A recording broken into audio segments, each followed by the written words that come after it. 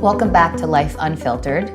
Due to popular demand, I brought back one of our favorite guests, Saeeda, who we have already credentialed as having a doctorate in literature, but you are passionate and so experienced in women's studies.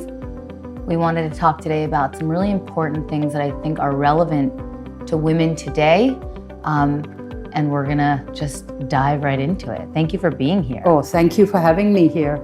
One thing I wanted to mention is that when we think particularly about women's psychology, it goes across cultures. It doesn't matter what the religion is. It doesn't matter how rich or poor people are. The same stuff is happening to women everywhere. Right. And there is a very strong message that girls get from a very young age, which is to ignore what they've seen. Right. To not talk about what is uncomfortable. So we end up holding a lot of secrets inside of us, and those secrets ultimately betray us. Because what we have tamped down, given what's happened in childhood, sooner or later is going to emerge. And in psychology, they talk about the fact that when women don't acknowledge certain things, it's their bodies that then manifest whatever it is that they're upset about. Somebody just told me that even if you do, that her worst physical reactions come when she just tells herself that everything is okay. Yes. We spend time at like our Cocoa Club talking a lot about womanhood, what it's like to be a woman today, as you say, the unprecedented pressures on women today. Yes. And so we're going to be covering the different stages, or why don't you tell us? Well, what I wanted to talk about was that I wanted to ground what I'm saying. And by the way, can I just do a disclaimer here too? I would love a disclaimer. We are not trauma specialists. Correct. We are lay people who are looking at our lives and saying, where can I steer clear of trouble? Where can I truly manifest my talents? So part of what is happening, and that is something that women, when they acknowledge that, right, they have basically then for the first time started to listen to themselves. Adele you did something quite remarkable, which was you went and you advocated for a woman whose husband was not giving her a get. And the day when we had our conversation, I said to you, the opposite of depression is expression. Right. And this is where I want to come in with the story is about the transformation of 4 shadowy interjects, which are in particular contention for women. Have no vision, have no insight, have no voice, have no action. When women finally have vision, insight, a voice, and action, they cannot be stopped. That is the damn truth. But the holding on to secrets is everybody comes from a family that in some way has had difficulty, whether it was financial, whether it was emotional, all of that comes into play. So you can be from basically the highest rank of society with the most amount and yet be as troubled as somebody that has other challenges. Right. So part of women finally coming into their own is being able to express what has happened. Right. One of the things that I don't talk about, but I'm going to put it right out there, is when I was growing up, children were physically disciplined. Right. In other words, you were hit, you were slapped. There was no sense that that was in any way wrong. Right. I came across a wonderful West African story that the moment a child is hit by a member of their family, the spirit of the child runs away. And it takes a long time for that spirit to come back. Yeah. And so part of my story has been, once I was orphaned, and this is within my own family, it was a very British idea of the beatings continue until morale improves. If you which is really a crazy way of looking at it. It was something that I never ever acknowledged. And yet when I went in public, and if I hit something, either bumped up against, I would have an emotional reaction. And then it occurred to me that what I was really connecting was being slapped as a child. Right. And so what we do, though, is even when we encounter that, we hide it. Right. Women do not want to acknowledge that in some instances their fathers, their brothers hit them. Right. Because culturally it's okay. And so there is a type of conspiracy of silence where throughout my teens, my 20s, my 30s, my 40s, I said to myself, well, you were really a naughty child. Yeah. And this should have happened. No, it should never have happened. Right. So all of the shame that comes from this sense of guilt when it is not yours to carry is what bedevils women. We then start locking our hearts down. Let's say the heart has 4 chambers. Half of it now is in shutdown mode. Okay, 3/4 is open. Right. Now we've only got a quarter happening. So women are constantly modulating their behavior. Right. And the ability to talk and tell the truth is one of the most empowering things on the planet. Admit that what was done was terrible. And now the job of figuring it back out and making yourself whole lies within you. What I wanted to say further about the disclaimer is that everybody's life is in some way a conundrum, a riddle. Of course. It is literally sitting down with a bunch of tangled threads and saying, okay, let's see if we can get this going to where. But the very first thing, which is the acknowledgement of what has happened for women, is sometimes the hardest. I heard a stat today that someone told me that 1 in 3 women has faced some sort of early childhood or childhood sexual trauma. I would tend to think it's even higher than that. I'm inclined to agree. This is what is acknowledged. And again, not a particular culture, it happens across the world. Yeah. And one of the ways in which women can truly come into their own is to physically take control of their own body. Saeeda, why do you think there are so many demented people? If so many people are getting abused, I guess it starts from because they were abused, right?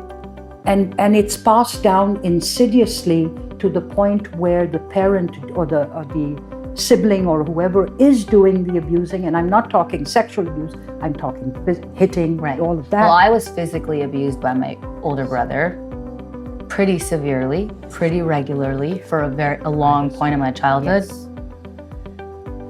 And the way in which we redeem ourselves out of that is a very important acknowledgement. And ladies, hear me on this. You are not responsible for what happened to you. You were in some instances a child. In some instances, you were a young woman who had no knowledge about what was happening. So the very first thing I tell women is, you were not the one that was responsible. You could not have been. You were a child. Right. And the adults around you weren't paying attention when things were happening. And that taking back the power is, to me, the most important thing, because ultimately it is saying, I refuse to be swamped with my circumstances. I will get past those circumstances. Right. But getting to that can sometimes be the work of a lifetime. Right. I'm going to be 64 in July. And it has taken me the last 3 years to realize what happened. One of the things that Adele and I talk about all the time is this idea that what I've gone through, I'm constantly saying to her, steer clear here. Steer clear here. Yeah. And what that does is it's a way of women, older women, imparting to younger women that, look, this is what happened to me. So there's an old joke about it that I'm going to tell you guys.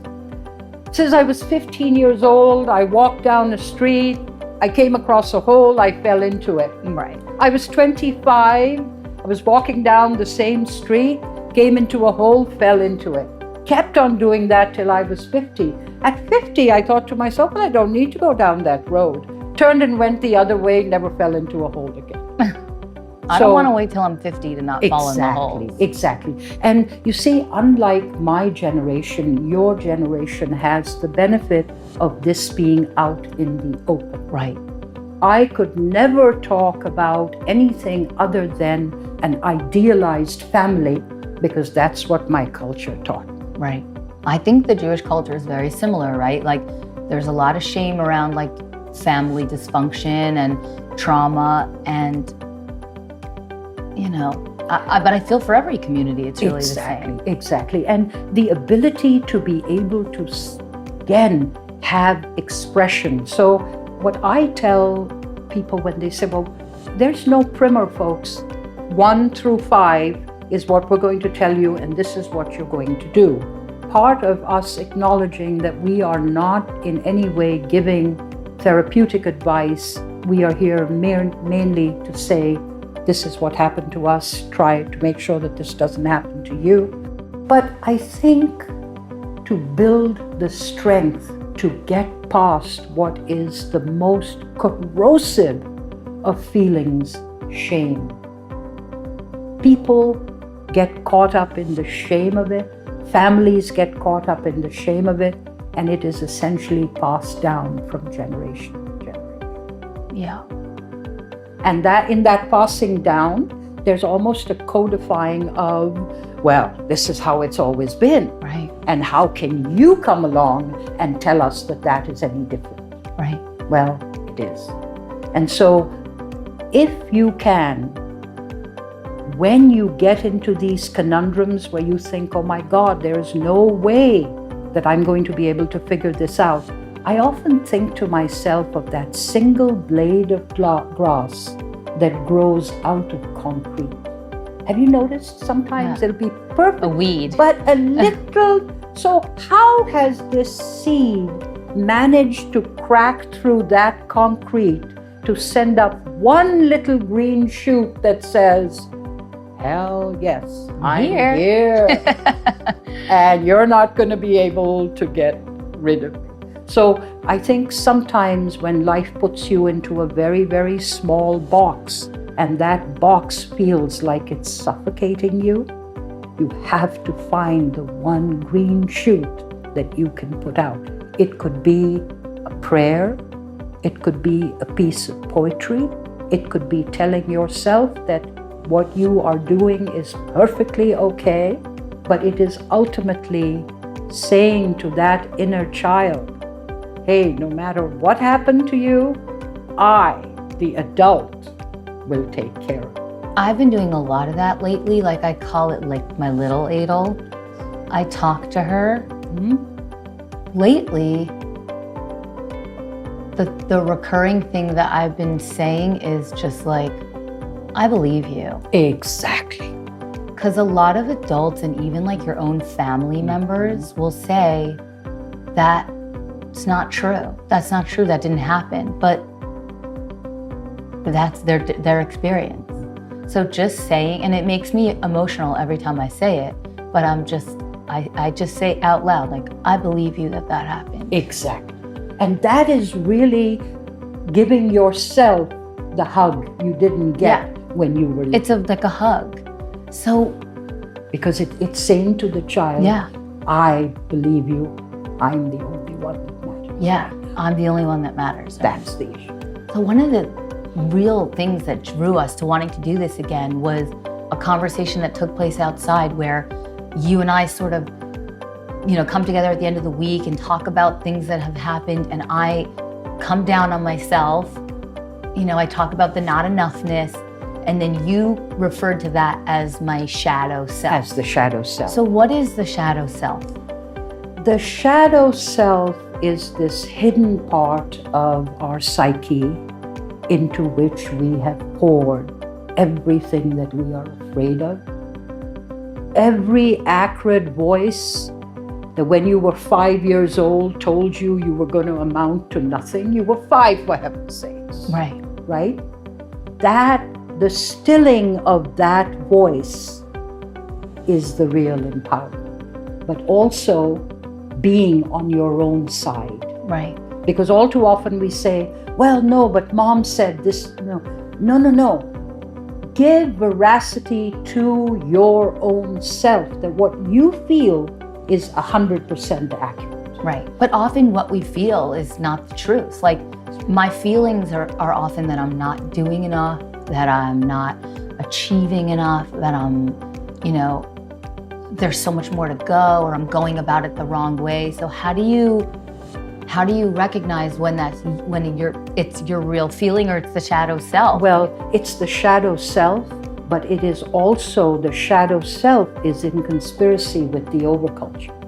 The overculture says women should behave this way, women should dress like this, there is in fact the conspiracy between the overculture, which is your church, your people, your regular culture, synagogue, everything, and those two things then kind of make common cause with each other. And as I know this is terrible to say, but one of the things that Adele and I talk about and I joke about is saying to the shadow self, when that voice says, you know what, Saeeda, you're nothing, you don't have anything, you're not blonde, what else? I mean, any number of things right. that all I have to say to that self is, who the fuck is there in there talking to me that way? Yeah. Now, the moment the shadow self is confronted and you say to that person, who is it that's talking to me? Oddly enough, for the next 5 minutes, the voice goes away. Yeah. Why does it go away? Because the over psyche has said to it, you've been hiding in there all these years. I have now found you. And every time you come and tell me that I am not worth anything, I'm going to say, devil, get behind me. Right. And being able, don't just listen to the voice that says, oh, you're not this, you're not. No. Who is it in there that's talking to you that way? And how dare they talk to you that way? Right. And in that, you take, now, 5 minutes later, the voice might be back. Yeah. What do you do again? Rather than listening to it, this time the voice has now gone away for 12 minutes. Right. It's back after a bad night of no sleep. It's back when it's 3 o'clock in the morning, you're not feeling well, and you're thinking you've really screwed up your life, when all it is it's dark, dawn will come, you'll feel better. Yeah, my mom always said, don't judge your life when you're tired or sick. And that's what we tend to do. But the other sickness is this idea that somehow we are responsible for taking care of all of the world. And being able to say no at critical times is important as well.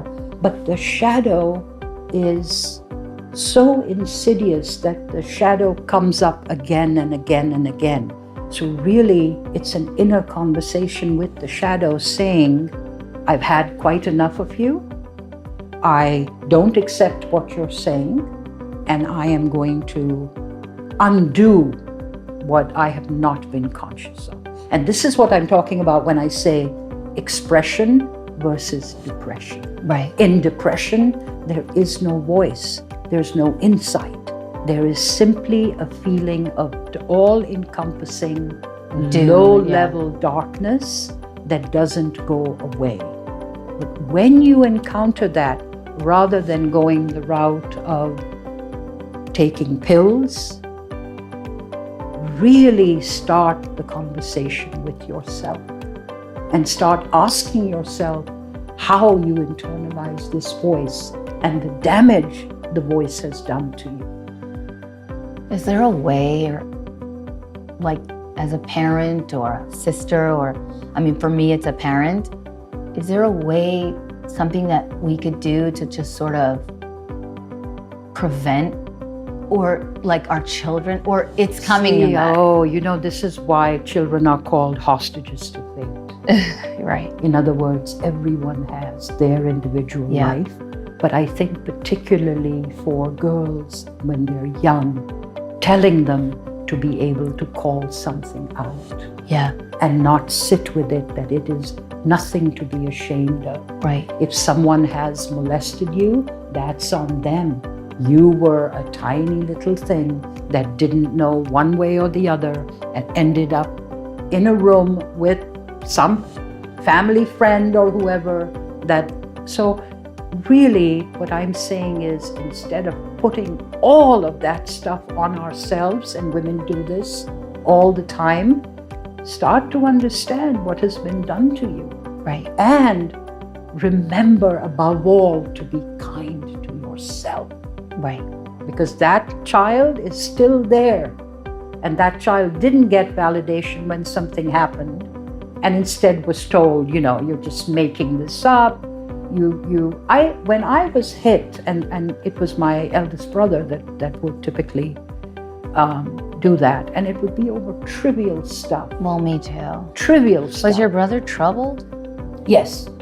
In his own way, he was. Yeah. Yes, he was. It's interesting because I never really it's funny when it's like a brother, you just I didn't think about it in the same way, because it's like when it's a parent, it feels different. But there is a heck of a lot of bullying that goes on between siblings. Oh, yeah. And especially, I was the youngest girl born after 4 boys. Yeah. And so feelings, what is that? Right. So really what we and Adele, I'd like to continue our discussion on this even past this, is looking at women's ages 1 through 7, what happens in its 7-year increments, and kind of going over the psychology of what women finally come to accept about their own lives. So can you briefly tell us about those stages? Because you've told them to me and I find it so interesting, like from those, how you've kind of broken it down? Actually, I have a book. Is that okay? Yeah. If I bring that forward? I am going to read to you from a book written by a very famous psychologist, Clarissa Pinkola Estes. She is a Jungian psychologist, and she says that these are the ages of women. Okay. So 0 to 7 is age of the body and dreaming. You're just coming into this world. 7 to 14, age of separating, yet weaving together reason and the imaginal. 14 to 21 is the age of the new body, young maidenhood, unfurling yet protecting.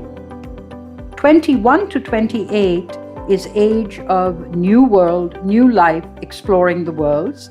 28 to 35, which is where you are, age of the mother, learning to mother others and oneself.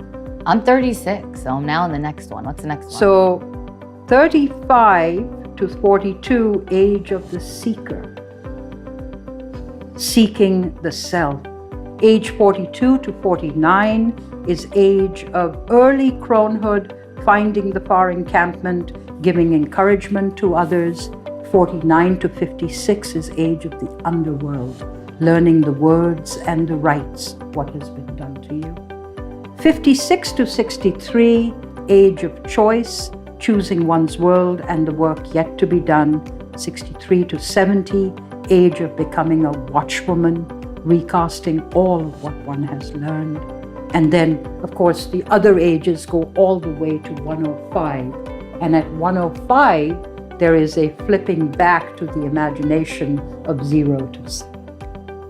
I feel like just from my experiences already on Earth, that feels very accurate. Absolutely, it does. Now, one of the things that happens more or less all the time in when women are going through this is they will go through a stage, not fully understand what has transpired in that stage, and continue to do what has been done at an earlier stage at a much later stage. Yeah. So I, for example, have, and I see women sometimes that are my age that dress very, very young. Right. And that is a trying to recapture what cannot possibly be recaptured. Yes. I find myself doing some of that and then also shouting at my friends about that. One friend in particular.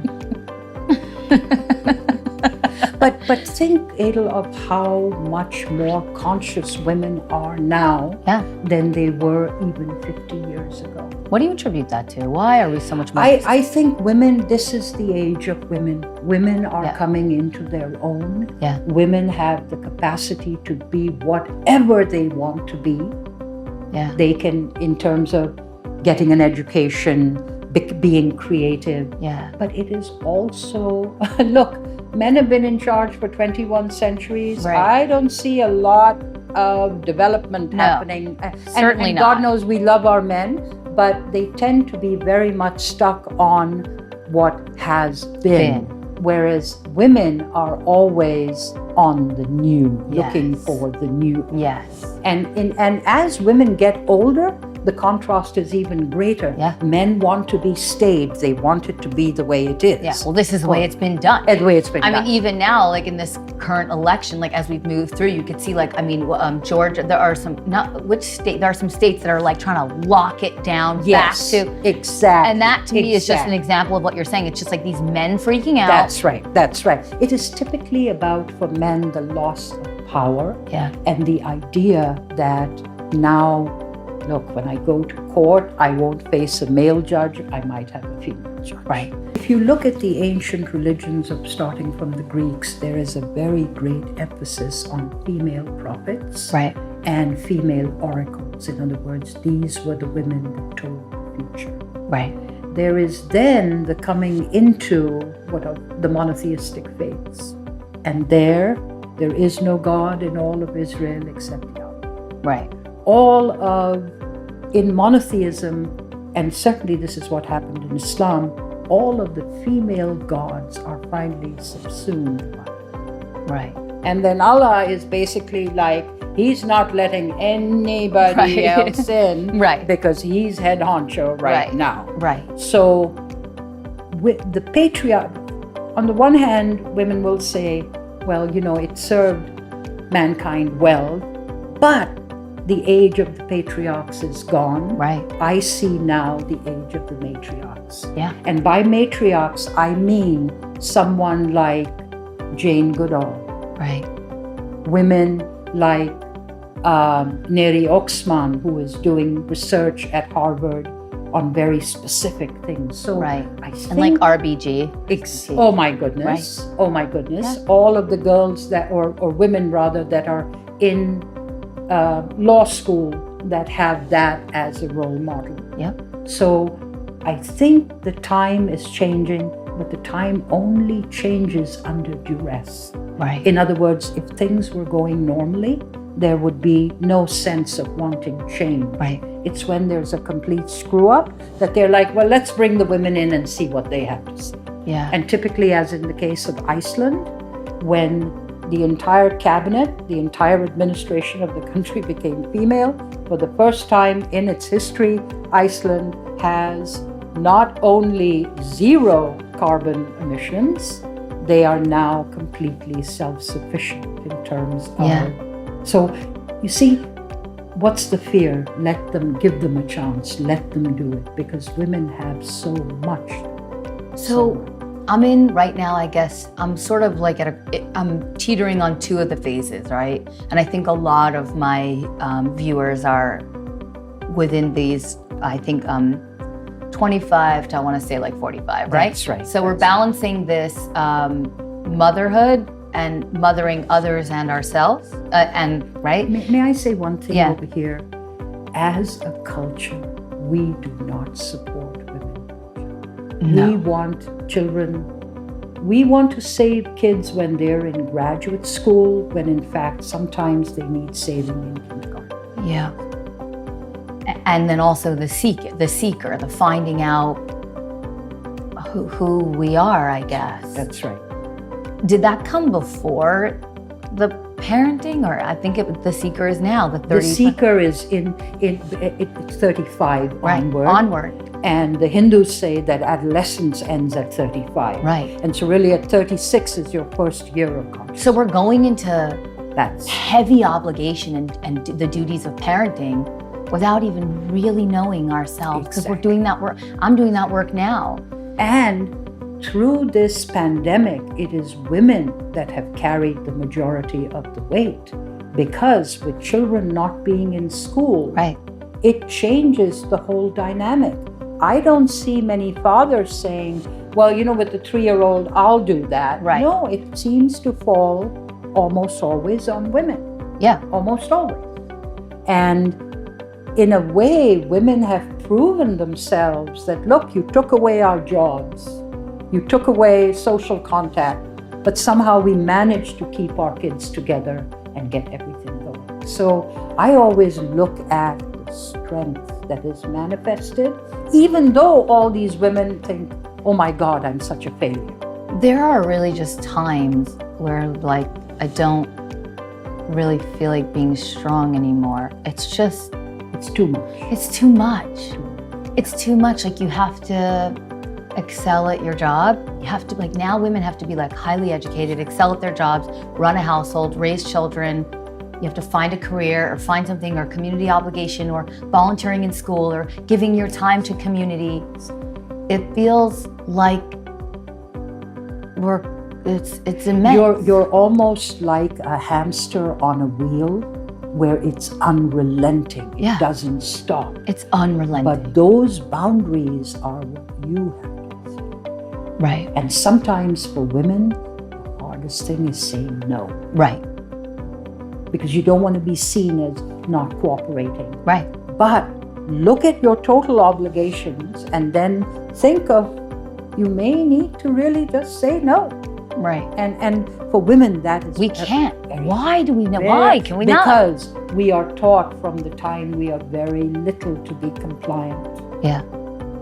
Boys are taught to say no, True. but girls are always like, and Yeah. what I talked about in terms of the introject, have no voice, Right. begins at age 5. Right. Because when the kid does say the truth, everybody in the family reacts like, oh my God, I don't believe you just said that. Right. Right? Right. And then the child thinks, well, whatever I said was so horrendous that I can't ever repeat that again. Boom, your first secret. Yeah. It's funny because I see this year, I guess maybe because it's when it's happening in her development stage, or maybe that she was home and I was exposed to so much more time with her. But I noticed Lila, she's 8, going to be 9 in July. I see that she has so much of this imagination, movement, uninhibited joy. Yes. But I also see that she's starting to really see that there's like this girl. She's changing the way she dresses. Yes. She notices that she's a girl, that she's starting to become acutely aware that she's a girl and she's different. And I'm watching almost like some of the innocence leave. There's still a lot of innocence there, but then I noticed that she's starting to... And it's socialization. It's been Yeah. socialized by your culture. One of the cutest things that little Lila said to me was, Saeeda, I don't understand why girls can't take their tops off once they win a match. And so we were talking about soccer. Right. And we were talking about how, was it Ham, what I don't remember her last name, but the captain of the team, when they won the world championship, thank you very much, the world championship, she took her shirt off, had a bra on, was running around the pitch like totally crazy happy. Yeah. And everybody was like, oh, she took her shirt off. She won, that team won the bloody world competition. Right. They were world champions. If they want to take their shirts off and run around in their bras, more power to them. For sure. And Lila's thing was, well, why can't girls do what boys do? Right. And so basically I said to her, it's a conspiracy, and I'll explain it to you later, but you're totally on the right track with this. She looked at me like, oh, okay, all right. Oh my God, that's so funny.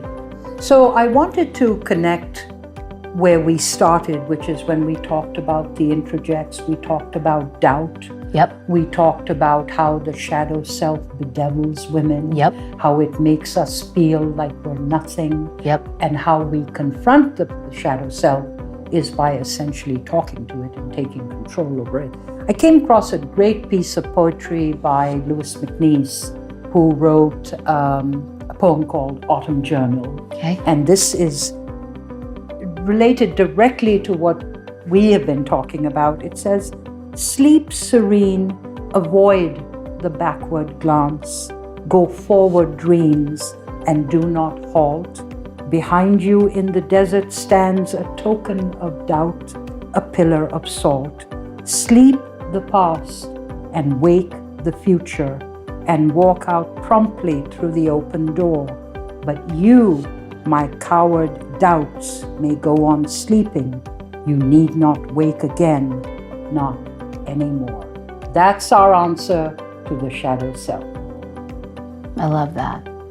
That's beautiful. Saeeda, thank you for doing this today. I feel like there's going to be many more of these conversations. Always a pleasure. And yeah. And I also want to say you're doing very important work by bringing this forward and helping people through what seems like a very, very impossible time.